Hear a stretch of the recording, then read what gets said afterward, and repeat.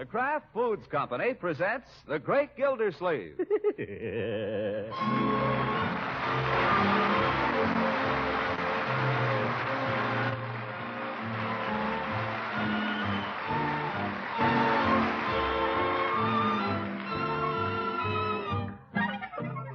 It's The Great Gildersleeve, starring Harold Perry, brought to you by the Kraft Foods Company, makers of Parquet margarine and a complete line of famous quality food products. Every man should have a hobby, or so the doctors tell us, and Gildersleeve has his. You'll find him at it morning, noon, and night, his eyes shining, his mouth watering, and his napkin tucked under his chin. This evening, however, appears to be a semi-formal occasion, for the Gildersleeve napkin is at half-mast. He has tucked it daintily into the top of his vest in honor of his old friend, Judge Hooker, whom he is entertaining at a family dinner. Judge, pass your plate and let me give you a little more of the fresh meat. Well, if you insist, but only a very tiny piece, Throckmorton. About like that? Well, not that tiny. I should like to say at this time, Bertie, that this is one of the most superb dinners I've ever encountered. Oh, shucks, it's just a dinner. I'd call it a masterpiece of the culinary art. Yeah, Bertie's a jewel, all right, Judge. The kind that's hard to find. Didn't say that again. I speak as one who has had 3 housekeepers in the last 3 months, all incompetent, and none of them cooks. You hold still, Judge, and I'll go get you some more biscuits. Leroy, that's my glass. Hey, look, I can play a tune. That'll do, Leroy. Leroy's performance calls to mind the old Swiss bell ringers they used to have in vaudeville. Have either of you children Hey, ever... Unc. Excuse me, Judge. Hey, Unc, can I go to the Majestic a week from Thursday? We'll see, Leroy. I gotta go. Can I, Unc, please? They're gonna have Famous Jones. I told you, Leroy. We'll see. Who's Famous Jones? Never heard of Famous Jones? How do you like that, Marge? He never heard of Famous Jones. That fails to surprise me. But Famous Jones? Holy smoke. You ought to keep in touch more, Unc. I'm in touch with all I can handle right now, Leroy. And I repeat, who is this Famous Jones? He asks me, who is Famous Jones? He's a famous colored drummer, the best in the world. Famous Jones and his band. He's super. You ought to hear him. Stop beating on the chinaware, Leroy. Now fold your hands and sit still till dessert. Okay, but can I go, Unc, a week from Thursday? We'll see when the time comes. Oh, please. It's too far off to even discuss. We don't have to discuss it. All I want is an answer, so I'll know. No. That's your answer. Now, are you satisfied? Gosh. The judge and I are trying to talk, my boy. It's time you realize that other people besides yourself have things to talk about. Sorry, Judge. What were we talking about? I don't know. You were talking about Swiss bell ringers. Oh, yes. What about the Swiss bell ringers, Judge? Well, they ring bells.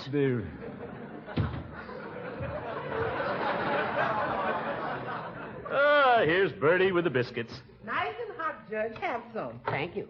You know, Bertie, I was just remarking to Mr. Gildersleeve that he's a very lucky man. He has the finest cook in 7 counties. Oh, go on. Have a whole lot of biscuits, Judge. It's fact. I'm going to steal you one of these days, Bertie, if Mr. Gildersleeve doesn't watch out. I'll be watching, don't worry. You're sure you're happy here, Bertie? No, Hooker. What does he pay you? Are you getting decent wages? None of your business. You have a nice room, have you? Fresh wallpaper and all that, I suppose. Radio, of course. Listen, you old goat. This is the last time I invite you to dinner. Only joking, Gildy. I know. But it's such an old joke, Horace. Do you have to keep repeating it?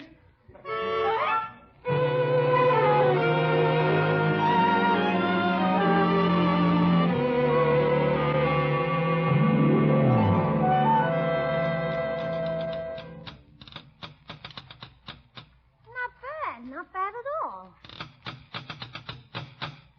Leroy, it's too early in the morning for that racket. Say, Unc, I've decided what I want for Christmas. What were you banging on just now, young man? I was drumming. What were you banging on? On the table here. It sounded pretty good, huh? On the table. Look, you see those dents? Dents? Yes, dents. You made dents in a genuine Philippine mahogany table. Those little teeny marks, who'd notice them? Leroy, I'll not have you smashing up the furniture around here. Now find something else to drum on or quit drumming. Bertie said I could have a dishpan. I said quit drumming. Okay. Did I tell you I decided what I want for Christmas? My boy, it's much too soon to discuss Christmas presents. Well, gosh, you might like to know I only want one thing this year. I would like to read the morning paper, Leroy, if I may. Go ahead. Who's stopping you? Yes.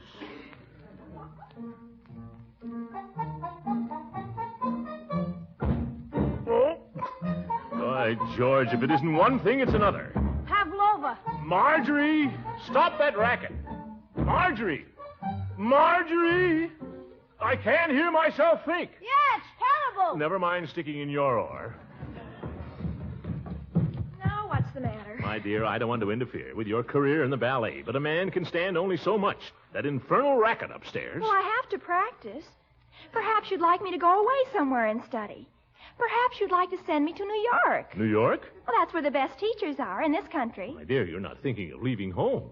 Well, I can't study with a small-town gym teacher all my life. That settles it. This has gone far enough. Ballet dancing is all very well for exercise, but it's no life. You've got to get these notions out of your head, my dear. You've got to be learning some of the fundamental things, the normal things. You think dancing is abnormal? Well, it's abnormal to be thinking about nothing else. Normal things for a girl to learn are cooking, sewing, washing, and ironing. That's one of Mother Nature's laws. They bore me. Well, they won't bore your husband when the time comes for you to get married. You think all a husband wants is someone to feed him and send his clothes to the laundry. Well, that's not all there is to marriage.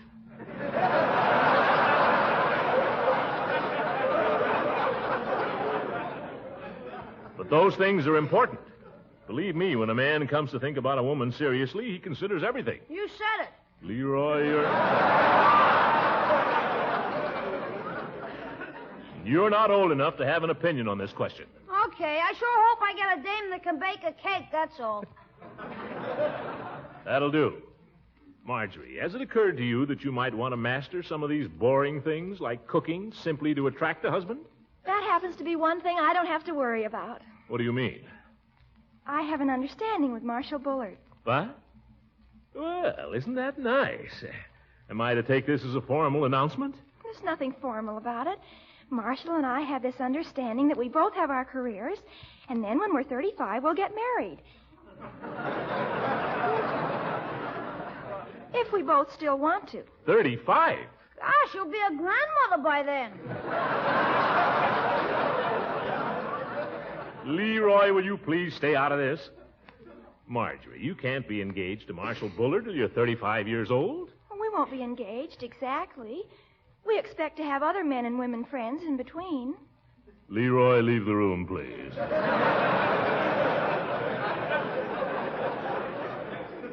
Why? Leave the room. Go outdoors. Play with your drumsticks. Anything.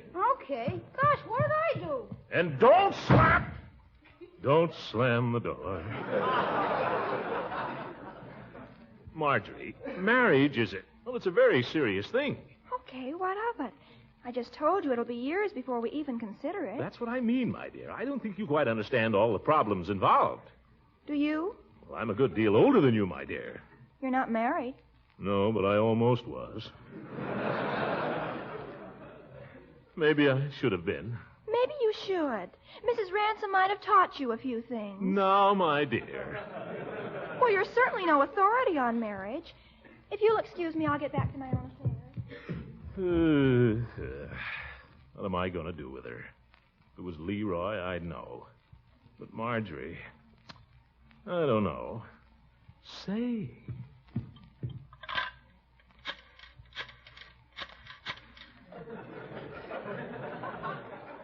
Hello, Leela? Throckmorton Gildersleeve. Say, Leela, could you do me a big favor? Well, come right over, will you? Quick? Atta girl. I'll do the same for you sometime.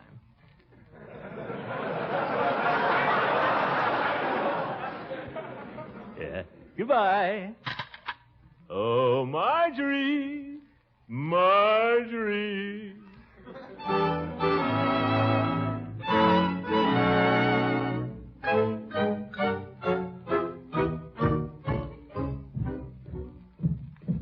Well, there you are, my dear. Something you wanted, Uncle Mort? Yes. I mean, no. That is, well, nothing in particular. Sit down. Where's Leela?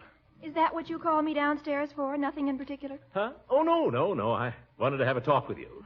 You just had a talk with me. Yes, well, I wanted to have another talk with you. Sit down. I'm sitting down. Oh, yes, so you are. Well, where is she? Uncle Mort, if you have nothing to say to me, I might as well go back upstairs. Now, wait a minute. I have lots to say to you. How did school go today? That's fine. Glad to hear it. What I wanted to say, my dear. There she is. Well, now, who could that be? I'll go and see. Leela, well, this is a pleasant surprise. Surprise? I thought you said to come right over. Come in, Leela. Awfully glad you decided to drop over. Yes, indeed. Marjorie and I have just been sitting here having a little heart-to-heart chat. Haven't we, my dear? Hello, Marjorie. Hello, Mrs. Ransom. Marjorie, I wonder if you'd mind running into my study and closing the window in there. I seem to feel a little draft. Would you mind? Not at all. Leela, help me out, huh? Marjorie's being a little difficult, and I thought if you could say a word to her, it might make more of an impression. Why, certainly, Throckmorton. What do you want me to say? Well, she seems to think, because I'm her uncle, I don't know anything. About girls, I mean. But you're a married woman. I mean, you were. And if you told her, oh, back already, my dear.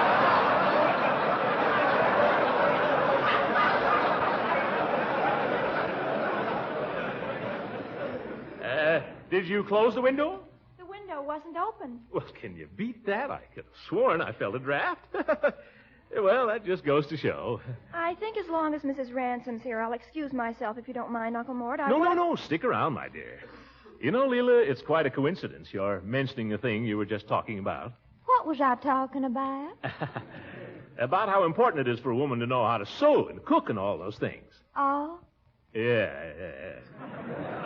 You see, Marjorie and I were just having a little discussion about that, weren't we, my dear? Uncle Mort, who are you trying to fool? I don't know what you mean. You got Mrs. Ransom over here to lecture me because you weren't getting anywhere yourself. So now, Marjorie, all your uncle did, he called me up and asked... Leela! All right, maybe I did. But it wouldn't do you any harm for once to listen to your elders. Oh, now, Throckmorton, that's no way to persuade anybody.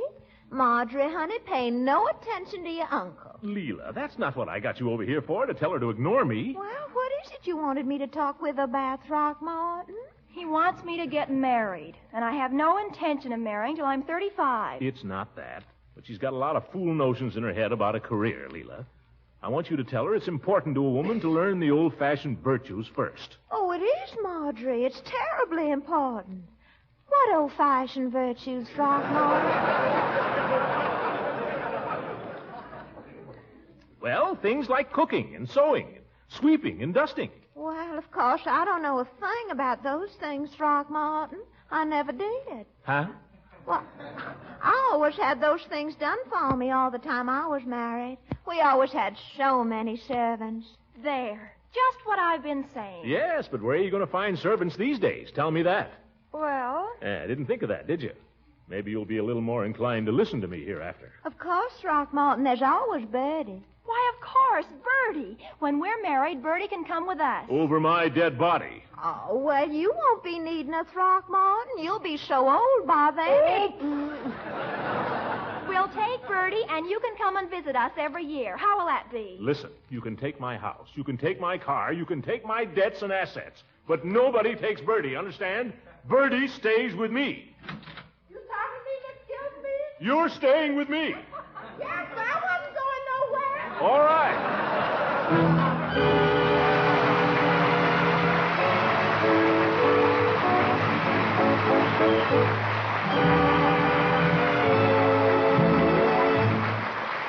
The great Gildersleeve will be back in just a moment. Mr. Lang, you always speak with such enthusiasm about the fine flavor of parquet margarine. You bet. You just can't beat parquet as a spread for bread, rolls, muffins, pancakes, waffles. And I've heard you say that parquet margarine is so wonderfully nourishing, too. That's right. Parquet margarine is one of the best energy foods you can serve. It's made from vegetable oils from the farm, oils rich in energy, and it's fortified with important vitamin A. Well, what I'm leading up to is this. My family's food bill is not getting any lower, And I certainly appreciate the fact that parquet margarine provides my family with such fine nourishment at so little cost. Well, that's something all homemakers appreciate. And remember, for only about half the price of costly spreads, your family, too, can enjoy Parquet's fine, fresh flavor. As a matter of fact, millions of American families do prefer Parquet margarine to any other spread because it tastes so good. Yes, it pays to buy delicious, economical Parquet. Parkay. Parquet margarine, one of the quality foods made by Kraft Foods Company.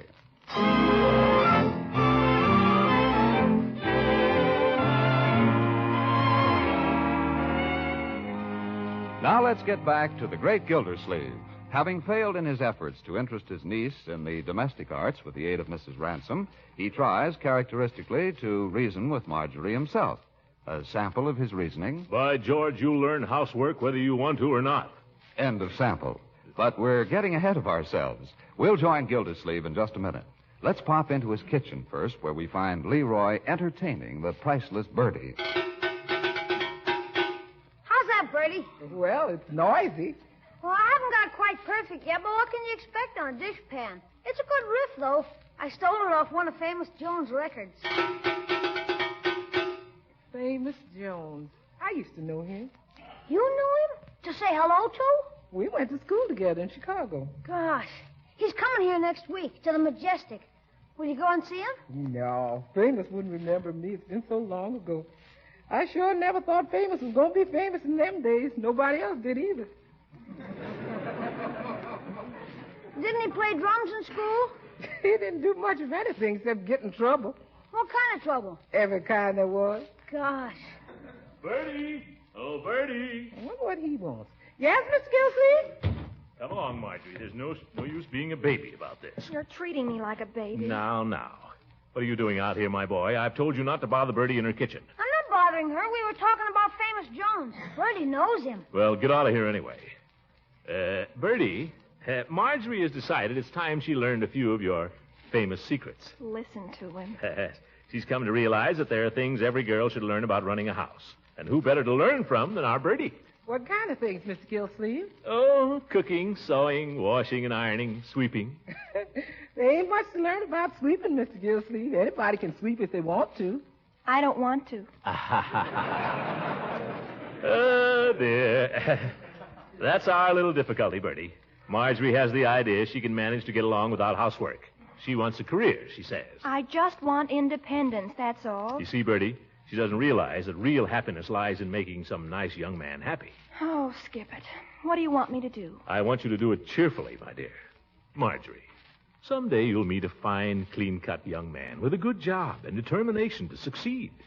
Why, the first thing you know, you'll be owning your own home, picking flowers in your own little garden, standing at that little gate every evening when he comes home from the office. Never mind the commercial, Uncle Mort. Just tell me what to do and I'll do it. I'm not going to stand by and let you ruin your life, my dear. You may resent this now, but in a few years, when you've got children of your own in a car and a radio, you'll thank me. Now, tell you what I want you to do. What? I want you to start right in. I suggest you take over the responsibility for this evening's supper. Oh, is it? And under Bertie's supervision, of course. What do we got for supper tonight, Bertie? Anything complicated? No, sir. Just some lamb I was going to make lamb stew out of. Just the thing. Just the dish to tempt a husband. I'd never marry a man that liked lamb stew. Well, you'll cook it anyway. All right. That's the spirit. Now, the thing to remember about a stew, Marjorie, is to cook it slowly. You simmer it. Am I right, Bertie? Yes, sir. Here, put on this apron, honey, while I get the pan to brown the meat. Okay. On the other hand, the main thing in baking is to get a hot oven and bake fast. How about that, Bertie? That's right, Mr. Gildersleeve. Slice up these carrots, will you, honey? Okay. What kind of biscuit you figuring on, Bertie? Just regular baking powder biscuits. Well, nice cornmeal muffins might be better for her to learn on, Bertie. Let me tell you about cornmeal muffins, Marjorie. The trick is to grease the pan. You take a Uncle Mort, I'm trying to peel these carrots. Peel them? My land, honey, you don't peel carrots, you scrape them. Well, Uncle Mort's telling me so many things about baking and stewing and greasing. I can't possibly keep my mind on what I'm trying to do. You're right, my dear. Too many cooks spoil the broth. I guess you and Bertie can take care of everything. You trust me, Mr. Gildersleeve. I'll just keep an eye on her, and I bet she'll fix up as nice a supper as you ever sat down to. Yeah, you bet. And the first thing you know, she'll be enjoying herself. She'd be loving every minute of it. Oh, beat it, for heaven's sakes. Go away. Huh? Oh, we're talking to me? Oh, very well. I'll go away. I'll go out and get a little of the nice autumn air, my dear.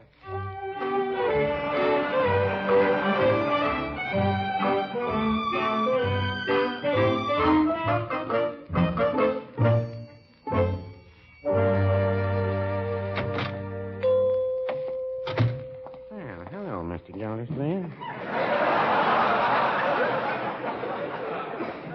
And a good evening to you, Peavy. What can I do for you this fine November evening? Not a thing, Peavy. Just stepped out to work up a little appetite before dinner. Work up an appetite, eh? I didn't know that was ever a problem with you. Well, ordinarily you might be right. But tonight, I don't know. We're conducting a little experiment at my house. Marjorie is cooking the dinner. Marjorie? Well, I didn't know that Marjorie was domestically inclined. Well, she's not. I'm trying to incline her. No. Yes, Peavy, I don't know what the younger generation is coming to. Why, would you believe it? I don't believe that girl even knows how to boil an egg. Well, I don't know that that's so serious. A boiled egg is pretty easy to come by. It's not really the egg, it's the principle of the thing. A girl's got to be able to cook if she wants to get anywhere with men. No, I wouldn't say that.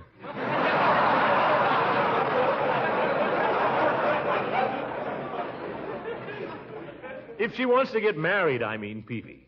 Now, Marjorie's got some fool notion she wants to be a dancer. Who's going to marry a dancer? You never know. I'd say there were two ways of looking at it, Mr. Gildersleeve. Those that marry cooks, well, maybe sometime they wish they'd married dancers. And then again, those that married dancers... You bet. They wish they'd married cooks. Maybe. There's just one thing about it. If you marry a dancer, you can always hire a cook. But if you marry a cook, see what I mean?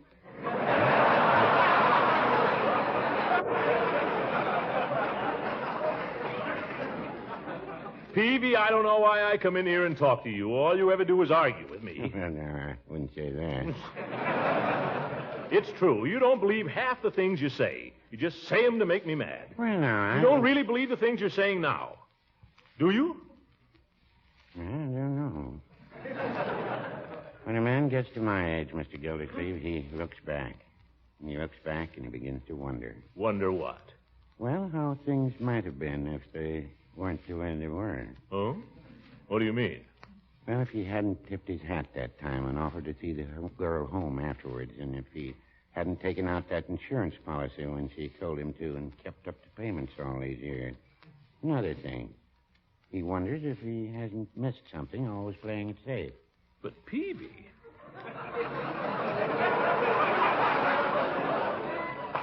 Peavy, you're a happily married man. What could you have missed?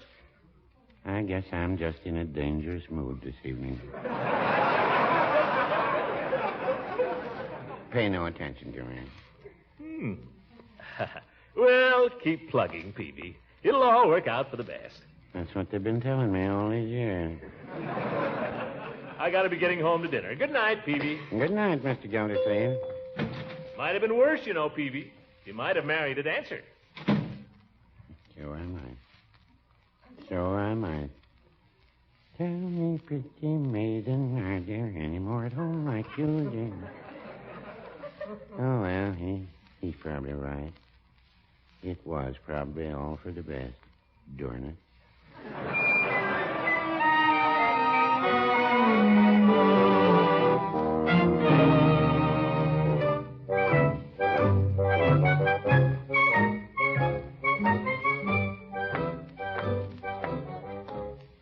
I wonder what kind of a supper my little niece will have for me.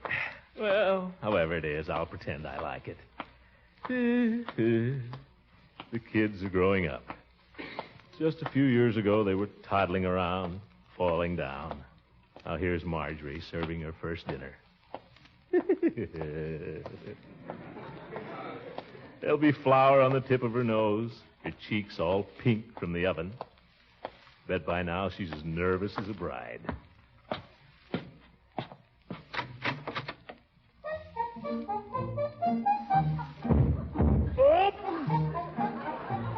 Is that Marjorie?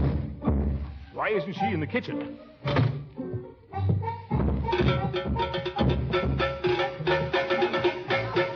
Stop that racket, Leroy. Okay. You want to talk about my Christmas present now, Unc? Certainly not. Is that Marjorie up there in her room? Sure. Well, go up and tell her to cut it out. Okay. Hey, Marge! Turn it off! Turn it off! I said go up and tell her, Leroy. It worked. That's not the point. The object is to get a little quiet around here. Go upstairs and get ready for supper. Yes, sir. Gosh. Bertie, what's Marjorie doing up in her room? I thought she was going to get supper. Well, Mr. Gildersleeve, I'll tell you how it was. You can lead a horse to water, but you can't make him drink unless he's thirsty. Never mind the proverbs, Bertie. What happened? Mr. Gildersleeve, her heart wasn't in it. Well, maybe not, but I expected her to stick to it once she started. There's no use, that's all. She cut her hand peeling the potatoes and burned herself lighting the stove, and she dropped the meat on the floor. I was afraid we wouldn't have no supper if I didn't get her out of here. Well, in that case, you did right, Bertie. I don't understand that girl. She seems normal enough, don't you think so? She's all right, Mr. Gildersleeve, just a little young. But I should think any normal young girl would want to learn these things so she can have a happy married life. Wouldn't you think so? Absolutely. Miss Marjorie might not agree with you, Mr. Gildersleeve, but you sure convinced me. Bertie, what do you mean? I sure like what you said about the nice young man coming home every evening. You haven't anything definite in mind, have you? I ain't saying. Oh! I've done it again.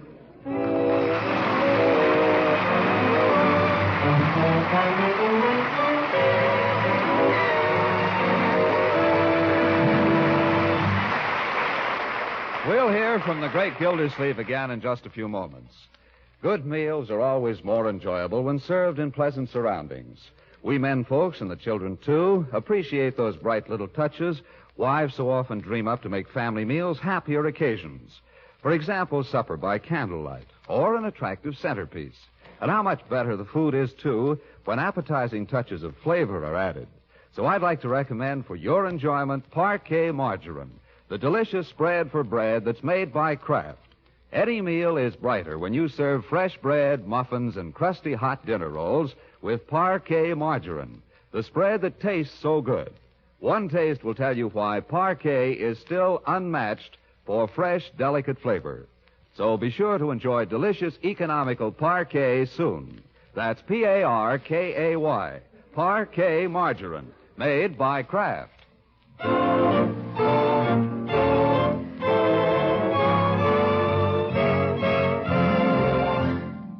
Bertie, before I go out, I've been thinking about your room. Maybe we ought to freshen it up a little, huh? Some new wallpaper? How would that be? That'd be fine, Mr. Gildersleeve. And some curtains? Some nice white curtains? That'd be nice. I'd even get you a radio to listen to. Would you like that? Radio would be nice. Well, we'll see. Mr. Gildersleeve, as long as you're going downtown, would you mind dropping a letter in the box for me? A letter? Glad to, Bertie. Here it is. Much obliged, Mr. Gildersleeve. Not at all, Bertie. Not at all. Mr. Famous Jones, Majestic Theater, Summerfield. Personal. Good night, everybody.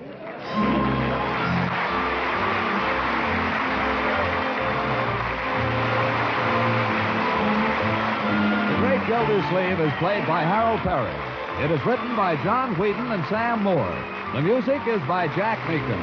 This is John Lang speaking for the Kraft Foods Company and inviting you to listen in again next week for the further adventures of the Great Gildersleeve.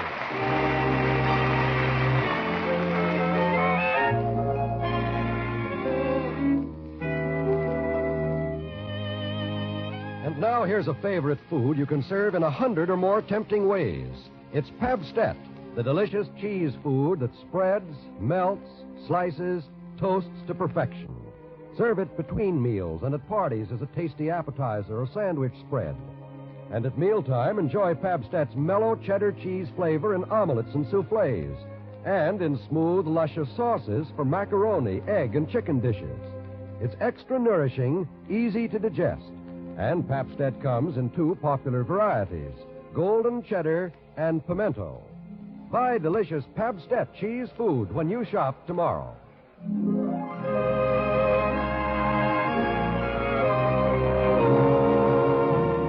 This is the National Broadcasting Company.